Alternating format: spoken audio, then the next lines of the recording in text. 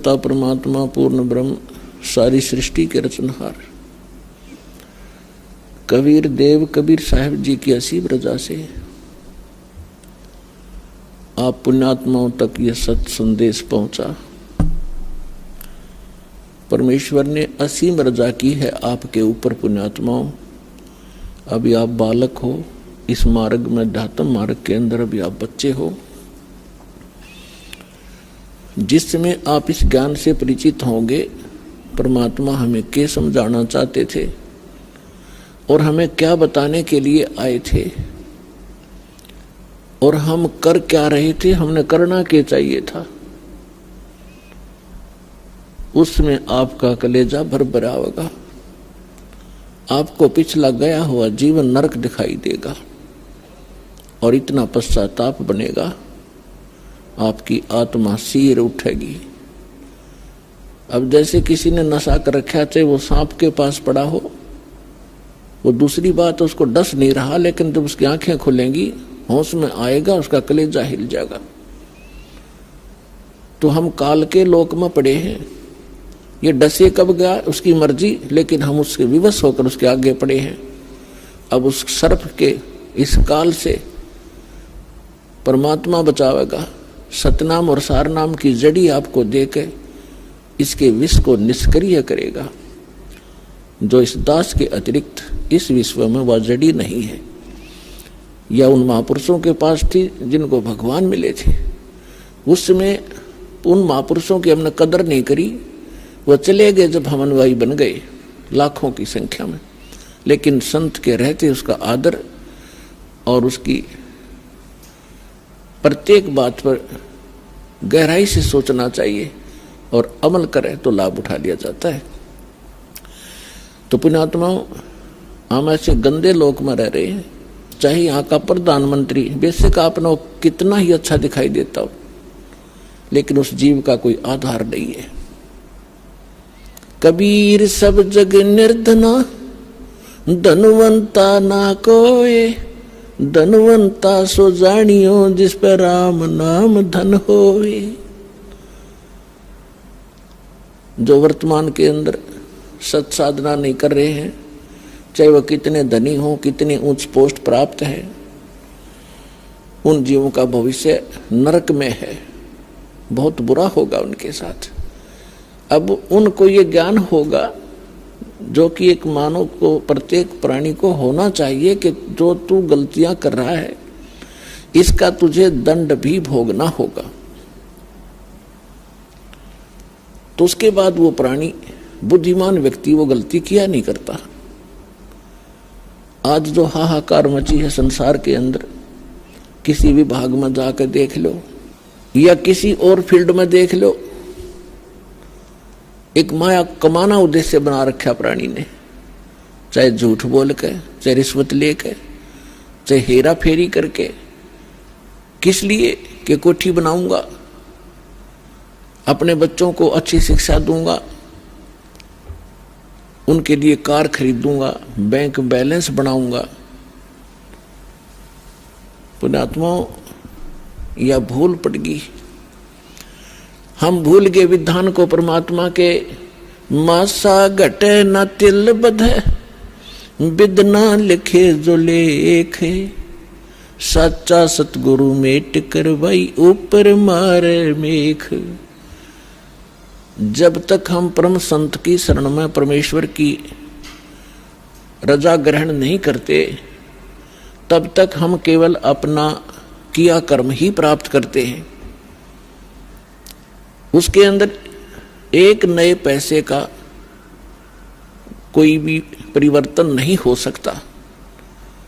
यदि कोई 2 नंबर का पैसा इकट्ठा करके धनी बनना चाहता है, पुण्यात्माओं, समय आने पर उसके लिए बहुत बुरी बनेगी।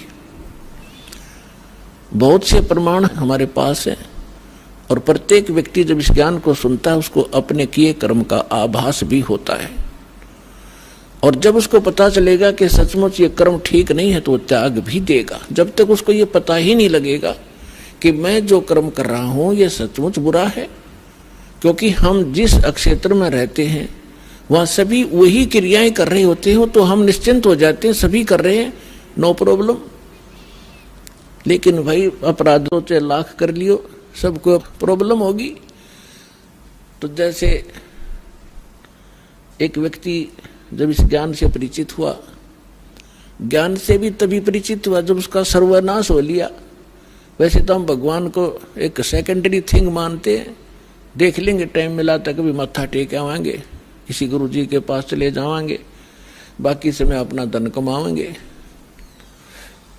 और वो भी उसके लिए वरदान होता है जब उसके ऊपर ऐसा कहर टूट जाए, भगवान की याद आ जाए। एक व्यक्ति बता रहा था कि मैं घना निकम्मा आदमी था। अब पता चला कि मैं निकम्मा था, जब तो मैं घना अच्छा मान रहा था अपने आप को। मेरी एक टेप रिकॉर्डर की दुकान थी, रिपेयर एंड सेल की। उस समय ये सोनी की कैसेट चली थी, बहुत पुरानी बात है, और वो बहुत कॉस्टली होती थी, 30-30, 35-35 रुपए की आती थी। और मैं वो डुप्लीकेट तैयार करता था एज इट इज, जो मुझे इंक्लूडिंग रिफल और उसका कवर 2 रुपए की पड़ती थी, मैं 32 रुपए लेता था। तो भोली आत्मा 35 की बजाय 32 में मेरे पास लेने आते थे, और फिर वो कुछ दिनों में खराब हो जाती। तो मैं कहता भी देख ले कंपनी की है, मैं क्या करूं, तेरे टेप में गड़बड़ होगी। बहुत से पैसे इकट्ठे किए, इकलौता पुत्र था, सोचा था बच्चे को घना धनी बनाकर मरूंगा, इसको सारी सुख दूंगा।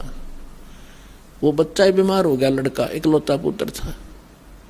आसपास के डॉक्टरों को दिखाया, इलाज शुरू हो गया। इसके पैरेलल झाड़े झपटे वालों के पास भी, और अपनी जो पूर्व पूजा करते थे उनके परंपरागत पूजाएं थी, वहां भी सब क्रियाएं करवाई। ऑल इन वेन, सब असफल रही, और पैसा बाढ़ की तरह भुन रहा था। फिर बच्चा बहुत कमजोर हो गया। 1 वर्ष लगभग ट्रीटमेंट ऐसे ही चलता रहा। कभी थोड़ी सी राहत मिल जाए, फिर ज्यादा हो जाए, फिर राहत मिल जाए। जो मैंने पैसा कमाया था वो सारा का सारा जा रहा था, लेकिन मेरी समझ में नहीं आ रहा था। अब फिर कमा लूंगा, एक बार बेटा ठीक हो जाओ। फिर क्या पता चला कि उसके दोनों किडनी फेल होगी। ऑल इंडिया इंस्टीट्यूट दिल्ली ले गया। उन्होंने बताया कि अति शीघ्र ट्रांसप्लांट कराओ, नहीं तो बच्चा नहीं बचेगा। जैसे तैसे किसी से कह सुनकर और एक गुर्दा प्राप्त किया, कोई सब इच्छा से दान करने वाला मिल गया। फिर भी उसके खर्चा बहुत हुआ, यानी उस समय 3.5 लाख रुपए मेरे उस गुर्दा के बदले बदलाने में लग गए, और पहले और खर्च हो लिया गना। जो मेरे पास धन था, वो मकान था, वो सब बेच दिया, किराए पर रहने लग गया। अब बेटा ठीक हो जाए, फिर कमा लूंगा। तो कहने का भाव ये है कि लड़का स्वस्थ हो गया, गुर्दे सफल हो गया गुर्दा उसका।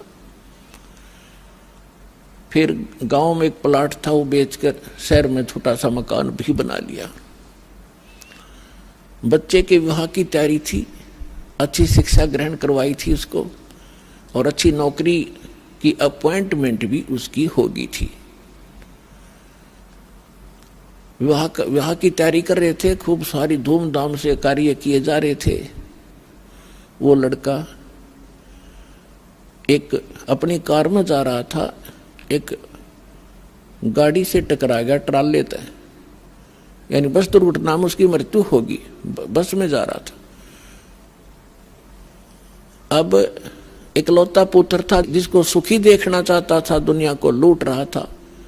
फिर मेरा वो लड़का भी ना रहा, टक्कर मार के रो रहा था। फिर ऐसे ही आपका कोई भक्त मिला, उसने मुझे एक कैसेट दी। तब मुझे अपने किए कर्म का आभास हुआ और मेरा सर्वनाश हुआ। तो तब मैं परमात्मा की तरफ चला, ना तो शायद मैं भगवान भी याद नहीं करता। तो पुण्यात्माओं, परमात्मा कहते हैं तुमने दरगाह का उस महल नहीं देखा, धर्मराज के तिल तिल का लेखा। तुमने वहां देखा नहीं भगवान का वहां कैसे अकाउंट होता है। एक पाई भी एक नए पैसे का वहां हेरा फेरी नहीं होगी। आपका किया कर्म एज ए फिल्म आपके सामने चल पड़ेगा, जहां आप ना नौकर करोगे, यस करते चलोगे तो ठीक है, जहां ये कहोगे ऐसा मैंने नहीं किया, फिल्म चला देगा धर्मराज। क्योंकि एक हमारे अंदर फीड होती है, एक उसके पास फैक्स हो जाती है डेली। तो जब आपको ये ज्ञान होगा कि ऐसा जुल्म क्यों करें, जो भोगना इतना बुरी तरह पड़ता है, तो उस समय आपको कैसा महसूस होगा भगवान बताते हैं। जैसे किर का जहर का रंग होरी हो, कहो कौन तिस खावे राम रंग होरी हो। यदि आप होली यानी होली मनाना चाहते हो, खुशी मनाना चाहते हो, तो परमात्मा के इस राम नाम की होली में आप समावेश कर लो। इसमें ये राम नाम की होली में आप अपना पार्ट कर लो, हिस्सा कर लो, यानी पूर्ण संत को गुरु बना लो। और यदि आप यहां भी सुखी होना चाहते हो, परमात्मा की शरण ग्रहण करो और फिर परमात्मा के ज्ञान के आधार से भक्ति करोगे, दान धर्म करोगे, तो आपको वो समर्थ परमात्मा आपके भाग्य में ना होगा तो भी देगा। हम जब तक परम संत के माध्यम से और परमेश्वर उस परम अक्षर ब्रह्म कबीर परमेश्वर की शरण ग्रहण नहीं करते, तब तक हम अपना केवल जो पूर्व जन्म का संस्कार है वही प्राप्त होता है। चाहे बुरा है तो बुरा मिलेगा, अच्छा है तो अच्छा मिलेगा। और जो पुण्यकर्मी प्राणी हैं, आज वो बड़े बड़े सेठ बने हैं, कोई राजनेता बना है, कोई अभिनेता बना है, कोई IAS IPS बना है, कोई डॉक्टर इंजीनियर बना है, कोई जज बना है, कोई एडवोकेट बना है। तो ये पिछले जन्म के घने पुण्यकर्मी प्राणी हैं। और ये सारा जीवन खोटे कर्म करें, चलो सभी तो नहीं करते, चाहे वो सारे जीवन में कितनी गलतियां करें, कितने 2 नंबर के काम करें, उनके पिछले पुण्य उनको प्राप्त होंगे ही होंगे। और उनको एक सबसे बड़ा धोखा ये रहेगा कि हमारा कुछ बिगड़ा को नहीं, हमारा क्या बिगड़ गया, वो फलाने ने ऐसा कर दिया, दकड़ियों ने ऐसा कर रहा था, राज भी वो सुखी है। तो उनके साथ साथ और भी उसी आग में गिरते चले जाएंगे। लेकिन जब हम परमात्मा के विधान से परिचित होंगे कि जब तक आपके पुण्य चलते हैं, आप चाहे डाके मारो, चाहे हत्याएं करो, चाहे बकरे मारो, मांस खाओ, शराब पियो, झूठ बोलो, और चाहे 2 नंबर के काम खूब करो, आपके पूर्व जन्म के पुण्य आपको मिलते रहेंगे। और जिस समय वो पुण्य क्षीण हो जाएंगे, फिर पाप का दौर शुरू होगा। फिर देखना क्या कहर टूटेगा उस घर के, उस प्राणी के ऊपर। यदि वो मनुष्य जीवन भी ठीक ठाक निकल गया तो घने पुण्य थे उसके, लेकिन पापों का ढेर उससे घना है भी। वो नेक्स्ट जीवन में भक्तिहीन प्राणी कुत्ते की योनि में जाएगा और फिर उसके सिर में कीड़े पड़ेंगे, वहां कोई ट्रीटमेंट करनी आ नहीं पाओगा उसको। तो पुण्यात्माओं, ये कोई डूम बाट के गीत नहीं है कि वैसे ही आपके सामने बेतु की बकवाद की जा रही है। परमात्मा का वो गूढ़ रहस्य और यथार्थ विधान आपके रूबरू किया जा रहा है, जो खुद भगवान ने बताया और जिनको परमात्मा मिले उन महापुरुषों ने बताया। और ये दास केवल एक टेप रिकॉर्डर का काम कर रहा है, उनके बताए ज्ञान को एज इट इज आपके सामने बोल रहा है। अब परमात्मा बताते हैं, कबीर लूट सको तो लूटियो, राम नाम की लूट,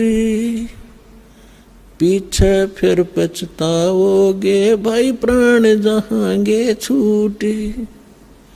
वो पृथ्वीपति चकवे गए जिनके चक्कर चलंत, रावण सरीखे कौन गिने भाई ऐसे गए अनंत। राम रटत दारी दर भलो, न टूटी घर की छान, वो कंचन मैल किस काम के, जहाँ भक्ति नहीं भगवान। राम रटत कोड़ी भलो, चू चू पड़े जो चामे, वो सुंदर दे किस काम की, जा मुख नाही नाम। कबीर जिव्या तो वाए भली, जो रटे हरि नाम, नहीं तो काट के फेंक दियो, ये मुख में भलो ना चामे। पुण्यात्माओं, जिव्या कितनी काम की चीज है, हर प्रकार के टेस्ट बता देती है, खाने में सहयोग देती है, परमात्मा का गुणगान करती है। यदि हम इसका यथार्थ यूज नहीं करते, सही प्रयोग नहीं कर रहे हैं, जैसे सारा दिन झूठ बोले, पेट के लिए अटपट करते हैं, किसी का गलत गवाही देकर उसको सजा प्राप्त करवा देते हैं अपनी इस जुबान से, तो ये जुबान आपके लिए सबसे बड़ी दुश्मन से दोएगी और अगले जन्म में आपको पशु योनि में भेज दिया जाएगा। जुबान होगी लेकिन इसको आप बोल नहीं सकोगे। तो परमात्मा कहते हैं यदि भक्ति नहीं करते हो, परमात्मा की गुणगान नहीं करते हो, इसके अतिरिक्त आप केवल रोजी रोटी या किसी अन्य को सताने के लिए जिह्वा का प्रयोग करते हो। कबीर साहब कहते हैं हितै पराई आत्मा जीभ बांध तलवार। एक तगड़ा व्यक्ति एक कमजोर व्यक्ति को ऐसा वचन बोल देता जुबान से, अब उसकी पार तो बसाए नहीं, क्योंकि वो हर तरह से सब उसे तगड़ा है, बलशाली भी है, वैसे भी राज में पहुंच है, तो वो व्यक्ति उसको प्रति उत्तर ना दे करके बैठ कर रोता है अपने घर पे, उसकी आत्मा दुख पाती है। तो उसने उस जीभ से तलवार का काम कर दिया, उस आदमी की आत्मा काट दी। उसके बैड काउंट में लिखिएगी, बेशक वो गरीब ना बोल सकता, परमात्मा सारी सुनता है। कहते हैं चिट्टी पायल बाजा पैर साहिब सुनता है सब लहर। तो इस प्रकार हम इन सभी क्रियाओं से जो परिचित होंगे उसके विषय में बताया है कि फिर हम ये गलतियां नहीं करेंगे और हम केवल भक्ति करेंगे। तो परमात्मा बताते हैं कि जब आप भक्ति ना करके और अन्य किसी भी विषय पर चर्चा करोगे, आपको ये बात याद आवेगी, क्यों टाइम वेस्ट करा। अपने कोई भक्ति करेंगे या नित्यनेम करेंगे या मंत्र जाप करेंगे, ना अपनी कोई पुस्तक धार्मिक वो पढ़ेंगे, उससे पुण्य बनेंगे। इसके अतिरिक्त हम जो भी करते हैं बोलते हैं वो व्यर्थ है, वो यूजलेस है। इसलिए सभी संतों ने इस बात को समर्थन दिया है कि परमात्मा की भक्ति करो, बाकी आप जितना भी क्रिया इसके अतिरिक्त करते हो ये आपको लाभ नहीं देगी। अब जैसे आपने सुना था कि जैसे कर का जहर का रंग होरी हो, कहो कौन तिस खाव राम रंग होरी हो। अब जैसे जरा सा भी कोई पाप आप करोगे, आपको ऐसा लगेगा जैसे ये विष का कण है। जब आपको ये पता है कि ये वस्तु जो पदार्थ यहाँ पर गिरा है ये विष है और उसका एक कण भी पड़ा हो, और विष के अवगुण से आप परिचित हैं, उसकी हानि से परिचित हैं, उसका एक कण किरका कहीं गिरा हो, क्या आप उठाकर जीभ का लगाओगे? उसको उठाकर ऐसे स्थान पर दबाओगे किसी और के भी हाथ ना लग जा, और अपने हाथ में भी 6 साबुन से धोओगे। तब आपको जब ये ज्ञान होगा कि आप जो क्रियाएं कर रहे हो, एक परमात्मा की भक्ति ना करके 2 नंबर के काम करते हो, मांस खाते हो, शराब पीते हो, हुक्का पीते हो या और कोई दुराचार करते हो, आपको वो विष का कण दिखाई देगा। और जो व्यक्ति बुद्धिमान होता है, जैसे बालक तो गलती करते हैं, वो विष भी खा जाते हैं, मर जाते हैं, खाएंगे तो मरेंगे भी। और जब वो बच्चे बुद्धिमान होते हैं, कुछ सियाने होते हैं, फिर उनको पता चल जाता है कि ये सर्प है, ये बिजली है, ये विष है, और पहले वो उन्हीं को पकड़ लेता और मर जाता है। जब वो समझदार होता है तो स्वयं भी दूर भागता है और अन्य को भी सतर्क करता है कि बिजली का तार गिरा है, इससे दूर हो जाओ। और छोटा बालक होता, जब तक बुद्धि काम नहीं करती, उसको पकड़कर मर जाता है। सर्प को भी छू लेता, पकड़ लेता है, उसको डस जाता है, वो मृत्यु को प्राप्त हो जाता है। और जब वो बच्चा बड़ा हो जाता है, उनके अवगुणों से परिचित हो जाता है, उसकी बुद्धि काम करने लग जाती है, तो फिर वो स्वयं भी बचता है, अन्य को भी सतर्क कर देता है। ठीक इसी प्रकार ये समाज सारा बालक बुद्धि का है। जब तक ये तत्व ज्ञान से परिचित नहीं है, परमात्मा के विधान से परिचित नहीं, तो सभी विष खा रहे हैं, सर्प की पूंछ पकड़ रहे हैं और बिजली के तारों को हाथ लगा रहे और मर रहे हैं। अब इस ज्ञान से, इस तत्व ज्ञान से आपका कलेजा हिल जाएगा। और इतना ज्ञान समझ के भी कोई नहीं मानता है तो महामूर्ख, और फिर उसका कोई ट्रीटमेंट नहीं, वो तो गधा ही है, इस जीवन में भी गधा है। जब हमें प्रत्यक्ष दिखाई देता है कि परमात्मा हमारे साथ हो जाएगा, तो हमें कोई दुख नहीं रहे। राजा भी भगवान की खोज में फिरता है, कोई संतों से मिलता है, कोई जंतर मंत्र कराता है। राजा से बड़े तो आप नहीं हो सकती प्रजा, ना सुखी हो सकती जैसा तुम मानते हो। राजा भी अपनी आपत्ति में परमात्मा की आड़ लेता है और आपको सीधा ही भगवान मिल रहा, तो फिर आपका कौन सी कमी आवेगी, ये विचार करने की बात है। पहले तो दास आपको परमात्मा के विधान और इस ज्ञान से इतना परिपूर्ण कर देगा कि आपके हृदय में ये पक्की बात समा जाएगी कि कबीर इज गॉड, और ये रियलिटी है, वास्तविकता भी है। और फिर ये ऐसा प्रमाणित कर दूंगा कि ये भक्ति है, ये विधि है भक्ति की, और विधि नहीं है। आप बुद्धिमान हो, हमारे पास सदग्रंथ हैं, प्रमाण हैं, जिन महापुरुषों ने ये मंत्र जाप किया उनका उद्धार हुआ, वो मोक्ष हुआ, हम भी मानते हैं ये मुक्ति प्राप्त हुई इनकी। उनके अतिरिक्त कोई मोक्ष प्राप्त प्राणी नहीं है। चाहे वो सिद्धि कितनी ही कर गया हो, चाहे वो कितने चमत्कार दिखाकर मर गया हो, लेकिन वो मोक्ष प्राप्त नहीं है। तो फिर कौन सी समस्या रहेगी? फिर मूर्खता की। जानबूझ साची तजय और करे झूठ तने, ताकि संगत है प्रभु, फिर सोपन में भी ना दे। जो इतना ज्ञान समझकर फिर गलतियों पे गलती करता है तो बुद्धिमान व्यक्ति नहीं है, वो तो जानबूझ कर बकवाद कर रहा है। अब परमात्मा क्या बताते हैं? राम नाम रटते रहो, राम नाम रटते रहो, जब तक घट में प्राणे, कब हो तो दीन दयाल के हे भनक पड़ेगी कान। अब परमात्मा की भक्ति में आगे बढ़ने के कुछ फार्मूले हैं जिससे आप स्थिर रहोगे। इन फार्मूलों को, इन पॉइंट्स को आपने याद रखना पड़ेगा। जैसे कुछ भक्त आते हैं, कुछ ऐसे भक्त होते हैं जो सब जगह थक लेते हैं, झाड़ फूक करवा के, मंत्र जंतर जप के, गुरु बना के, और जब वो यहाँ आते हैं चाहे कितना भयंकर दुख हो उनके ऊपर, परमात्मा तुरंत ठीक कर देता है। अब उनकी तो फिर परमात्मा की रजा होगी, उन कोई और ठिकाना नहीं रहा, भगवान से अतिरिक्त कुछ जगह दिखाई नहीं देती। मालिक को सब पता है, अंतर्यामी है वो परमात्मा। वो दूर तक जानता है कि आने वाली आत्मा क्या उद्देश्य लेकर इस दरबार में आई है, उसी तरह से उसका उपचार होता है। तो ऐसे आते हैं, उनको तुरंत देखो। दास तो एक पीएन है उस कबीर भगवान का, चपड़ासी हूं।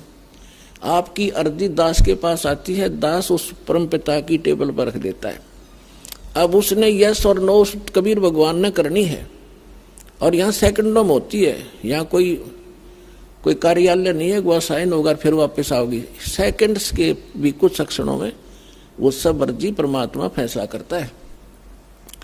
तो जो भी आता है, जैसी उसकी अंतःकरण की भावना होती है, दास आपकी अर्जी दास के पास, दास की परमात्मा के पास, तो फिर करना उस मालिक ने है। तो कुछ ऐसे आते हैं उनको तुरंत राहत मिलती है। मालिक को पता कि अब ये कहीं नहीं जाएंगे मेरे बच्चे, सब जगह थक लिए धक्के खा के। कुछ ऐसे आते हैं हमारे भक्त कहते हैं चलो वहां जाते ठीक हो जाओगे, चलो वहां जाते ठीक हो जाओगे। अब वो आ जाते हैं, दुखी दिन तो आना ही होता है, लेकिन वो उद्देश्य कुछ और रखते हैं कि ठीक है चलते हैं, ठीक हो गया तो ठीक है, नहीं तो नहीं। तो ऐसे नहीं बनती बात है। तो इसलिए दास सबसे पहले आपसे कहता है कि किसी को भी आप प्रेरित करो, अच्छी बात है, क्योंकि भूले को राह दिखाना एक परम कर्तव्य बनता है सब नागरिक का। तो ये सब भूले पड़े हैं, लेकिन उनको पहले ज्ञान समझाओ, उनको पुस्तक दो ज्ञान गंगा। और ये ज्ञान गंगा पुस्तक जो है, और भी कोई हमारी सीडी है बनाई हुई, या कोई भी परमात्मा का लिटरेचर जो इस दास के सत्संगों से बना है, उनको उनको दो पढ़ने के लिए। और ये एक ऐसा ज्ञान है परमात्मा का, कबीर साहब कहते और ज्ञान सब ज्ञानड़ी, और कबीर ज्ञान सो ज्ञान, और जैसे गोला तोब का करता चले मैदान। तो पहले उनको ज्ञान से समझाओ, फिर वो ज्ञान से परिपूर्ण होकर फिर यहाँ आएंगे। जब तक ज्ञान से परिपूर्ण होकर यहाँ नहीं आएंगे तो वो फिर डगमग हो जाएंगे। परमात्मा इस चीज को लाइक नहीं करते कि ये डले थे, पहले ढो ही रहे थे, 36 जगह भटक लिए, नकली गुरुओं के पास धक्के खा लिए, जीवन नाश कर दिया इन्होंने। तो अब अपने परमात्मा को पहचान कर फिर यहाँ लगे। तो इसमें क्या होता है कि फिर दूसरा इसका कारण ये होता है, जैसे किसी डॉक्टर के पास रोगी जाते हैं, एक ही जैसा रोग होता है, एक व्यक्ति को तो 2-3 खुराकों में राहत मिल जाती है, और दूसरे को 3 महीने गोलियां खाने का निर्देश दिया जाता है डॉक्टर के द्वारा। तो उसके रोग में अंतर है। ये वो नहीं सोचा इसका तो 2 खुराक में ठीक कर दिया, मैंने 3 महीने खानी पड़ेगी, मैं तो नहीं खाने का, तो ना खाने का तो मर जाने का, और क्या इलाज है। अब उसका रोग इतना गहरा नहीं था, जो जल्दी समय पर आ गया तो ठीक हो गया, और उसने वो 3 महीने खानी पड़ेंगी और ठीक होगा, क्योंकि टेबलेट वो कारगर है। तो पुण्यात्माओं, इस संसार में 21 ब्रह्मांड में दास के अतिरिक्त कोई संत नहीं, और कबीर साहब के अतिरिक्त कोई भगवान नहीं। और जो समाधान दास देता है उससे सारे काम ठीक होंगे, आपके संसारिक सुख, शारीरिक रोग सब दूर होंगे, संसारिक सुख प्राप्त होंगे, संसारिक दुख, मानसिक दुख, भूत प्रेत की बाधा, पितृ बाधा, चाहे किस तरह भयंकर हो, किसी प्रकार की, चाहे घाल तक डाल रखी हो, चाहे चौकी तक छोड़ रखी हो, यहाँ 1 सेकंड का काम है भगवान का। हम जड़े दुपटे नहीं लाते, परमात्मा के उस शब्द में इतनी ताकत है, जो मंत्र हम देते हैं अपने आप सब भाग जाते हैं।